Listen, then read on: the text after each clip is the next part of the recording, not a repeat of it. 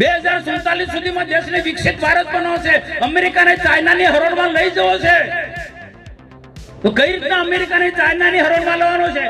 Tribal વિસ્તારે ખાસ ધ્યાન આપવાની છે.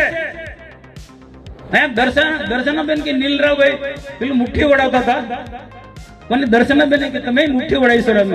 નીલભાઈ બધાને મુઠ્ઠી વડાવતા હતા. મને ચૈતરભાઈ યાદ આવ્યા. એક સભાની અંદર ચૈતરભાઈ બહેનો ને કે બધા બહેનો મોટી જાણો, બધા બહેનો. રાજભાઈ પ્રફુલભાઈ બરોબર છે ને કે બધા બહેનો મુઠ્ઠી વાળો, બધા ભાઈ મુઠ્ઠી વાળો. બધાને હશે કે હાનું ચૈતરભાઈ મુઠ્ઠી વડાવે છે કે બધા અબબો કરો. અને કોઈએ હિંમત નથી કરી. આ મનસુખ વસાઈ હિંમત કરીને એને ખંડન કર્યું. આ લુખ્ખા લોકો હોય એ અબબો કરે. આજે બંધ થઈ ગયા કે નહીં? આજે બંધ થઈ ગયા કે નહીં? આપણે આવા લોકોને સત્તામાં લાવવાના છે. આપણે અબબો કરનારા લોકોને તાલુકાના જિલ્લાના સભ્ય બનાવવાના છે. સોમભાઈ બોલો, બે સરપંચ બોલો. તમે તમારી બી મોટી હાક છે. સરપંચોમાં તમારું નામ છે, બાકીના સરપંચ મને કહો.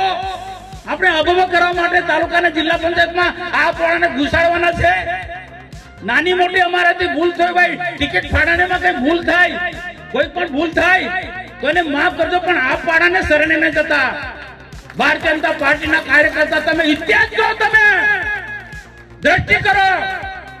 નારાજગી સંસદ સભ્યમાં છે, બધા લોકોમાં નારાજગી છે, પણ કોઈ અવિશ્વાસની દરખાસ્ત લાવે છે મોદી સાહેબની સામે? કોઈ સ્વપ્નમાં પણ વિચારે છે?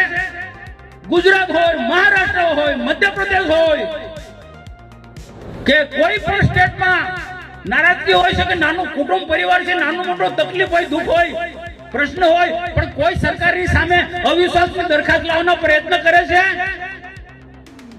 કોઈ સાંભળ્યું કે ભાજપની સરકાર સામે અવિશ્વાસ આવી નથી? આ વિચારધારાની સરકાર છે, રાષ્ટ્રની સમર્પિત સરકારો છે. તો આ તરફ આપણે દ્રષ્ટિ કરવાની છે.